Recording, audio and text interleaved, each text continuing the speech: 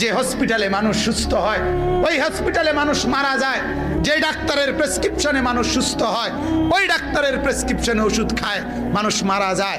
ওষুধ খাইতে খাইতে মানুষ সুস্থ হয়, ওষুধ খাইতে খাইতে মানুষ মারাও তো যায়। বোঝা গেল ওষুধের হাতে তো কিছুই নাই, হসপিটালের হাতে তো কিছুই নাই, ডাক্তারের হাতে তো কিছুই নাই, যা তা একমাত্র কায়নাতের মালিক আল্লাহ তাআলার হাতে। তাকে কেন নারাজ করছে?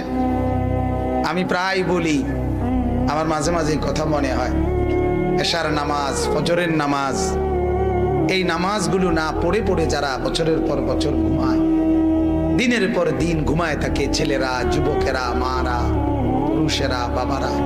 আহ মুসলমান, যদি আল্লাহ তাআলা একজন ফেরেশতাকে একটা বারের জন্য বলতেন, ফেরেশতা এই নাফরমানকে শুধু একটা চটকনা দিয়ায়